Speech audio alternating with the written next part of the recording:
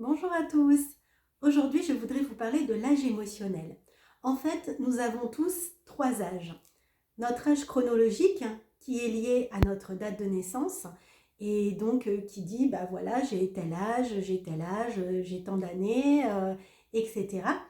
On a notre âge physiologique qui fait qu'on peut paraître plus jeune, plus âgé, qu'il y a des personnes à 80 ans qui sont encore en bonne santé et d'autres à 30 qui ont des corps de personnes usées par l'âge. Donc voilà, ça fait déjà des différences entre notre âge réel lié à notre naissance et l'âge de notre corps. Déjà par rapport à ça, alors je sais que des études ont été faites pour expliquer que ça dépendait de l'alimentation, de la génétique, etc. C'est également lié aux émotions parce que, vous le savez, les émotions vont s'imprimer dans notre corps. Donc les émotions de cette vie-ci, mais également tout notre bagage transgénérationnel, mais aussi karmique.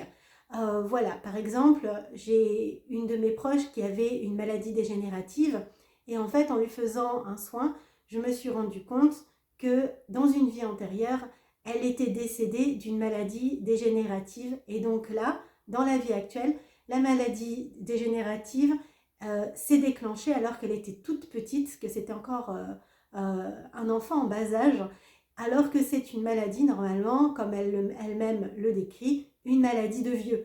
Et donc voilà, finalement, elle a réussi à dépasser ça parce qu'elle a travaillé sur certaines de ses mémoires, que moi j'ai éliminé aussi cette mémoire de dégénérescence et de mort par dégénérescence de sa vie d'avant. Et puis ensuite, elle-même a fait des recherches sur l'alimentation, etc. Et en modifiant son alimentation, en transformant des choses dans sa vie, elle a permis à la maladie d'arrêter de gagner du terrain et même de se guérir, en tout cas en grande partie. Donc ça, c'est pour l'âge chronologique et l'âge biologique. Ensuite, nous avons l'âge émotionnel. Et c'est surtout celui-là dont je voulais vous parler, parce que celui-là, il correspond davantage à ce que moi j'apporte aux gens dans ma pratique professionnelle, comment je les accompagne. Pour vous donner un exemple, on peut voir des fois des personnes qui ont des soucis avec l'argent et qui vont gérer leur argent comme un enfant. C'est-à-dire si on donne de l'argent à un enfant, dans les 5 minutes, la plupart du temps, il va aller le dépenser en bonbons. Il y a des adultes qui vont se comporter de la même façon. Dès qu'ils ont de l'argent, ils vont acheter des choses en lien non pas avec les besoins, avec la nécessité de la vie quotidienne, mais dans des plaisirs éphémères. Acheter un sac à main, acheter du vernis, acheter des places de cinéma, acheter des choses pour faire plaisir, etc. Donc pas du tout des choses utiles pour la vie quotidienne et qui vont durer dans le temps, mais vraiment des choses qui sont dans le plaisir immédiat. Et donc en fait, quand on voit un enfant utiliser son argent pour acheter des bonbons, ça paraît normal et on trouve ça mignon. Quand c'est un adulte qui fait ça, on se dit « Waouh, il a un problème ». Effectivement, il y a bien un problème derrière. Le problème, c'est lequel?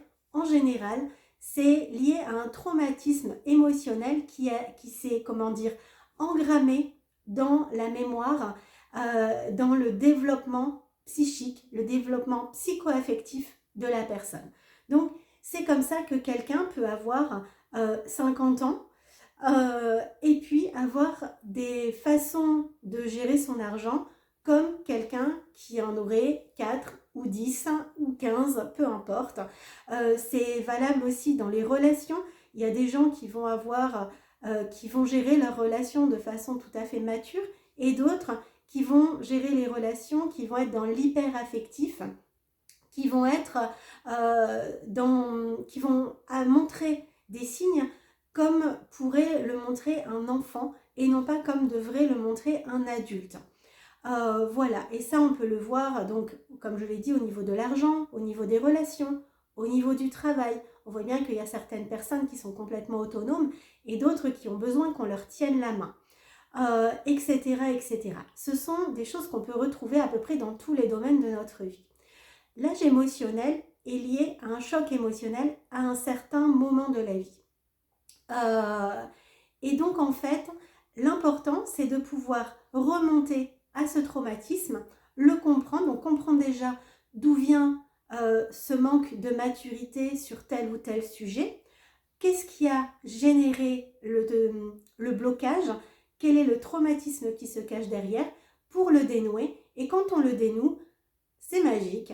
L'âge émotionnel rattrape en fait son retard et revient. Alors parfois ça doit se faire par saut de puce pour arriver jusqu'à l'âge actuel.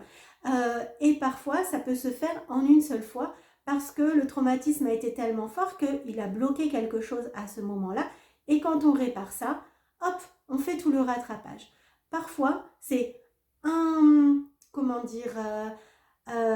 traumatisme qui a généré un autre, puis un autre, puis un autre, puis un autre. Et donc, il faut petit à petit les soigner les uns après les autres pour ensuite vraiment arriver à l'âge émotionnel qui correspond à l'âge réel de la personne. Quand je dis âge réel, c'est l'âge chronologique, donc lié à sa date de naissance. Voilà. Donc, ça peut parfois être très embêtant dans certaines situations. Ça me fait penser à une émission que j'ai vue sur une plateforme où on voyait une femme qui avait beaucoup de difficultés à gérer son argent et vraiment, elle dilapidait sa fortune entre guillemets, en bêtises, en mauvaises décisions, etc. Et elle avait beau le savoir, elle continuait parce qu'elle ne savait pas faire autrement. Parce que finalement, tant qu'on n'est pas allé voir l'origine du traumatisme, qu'on n'a pas été écouter cet enfant intérieur qui a été blessé, qu'on n'a pas appris à lui donner ce dont il avait besoin pour se sentir en sécurité, évidemment que la situation va se représenter, se représenter, se représenter, se représenter. Voilà. D'ailleurs, chez les personnes qui sont les plus marquées émotionnellement et qui ont un âge émotionnel qui est vraiment lié à l'enfance ou à la petite enfance, ça peut générer des comportements de mensonges. Ça, j'ai pu le voir chez des gens qui vont beaucoup mentir, qui vont se créer une autre réalité parce qu'elles voient bien que la réalité qu'elles vivent n'est, entre guillemets, pas à leurs yeux aussi intéressante que la réalité qu'elles aimeraient vivre. Et donc, elles ont besoin d'attention, etc. Et elles vont monter des mensonges assez gros pour se faire passer pour des victimes, pour attirer l'attention des autres, etc. Et ça, en général, c'est de l'attention qu'elles n'ont pas eue étant enfant. Voilà.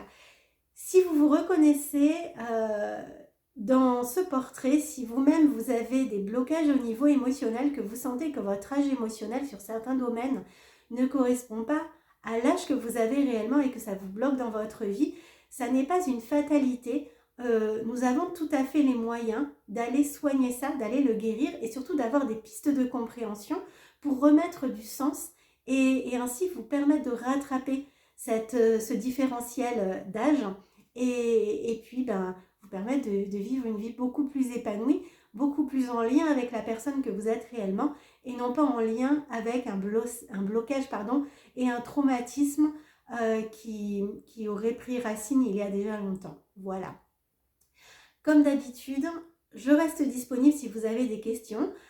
Si vous avez envie de mettre des commentaires, de partager des choses, ce sera avec grand plaisir. Et si vous avez aimé cette vidéo, je vous invite à la liker, à la partager. Et comme d'habitude, si vous n'êtes pas inscrit, abonné à ma chaîne, vous pouvez le faire en activant les notifications pour être averti des prochaines vidéos que je vais faire. Voilà. Et puis si vous avez des idées de vidéos, de sujets qui vous intéressent en lien avec le bien-être et la spiritualité, ça sera avec plaisir que je les traiterai si vous me dites de quoi vous avez besoin. Voilà, je vous souhaite une très belle fin de journée et je vous dis à bientôt lors d'un rendez-vous. Au revoir.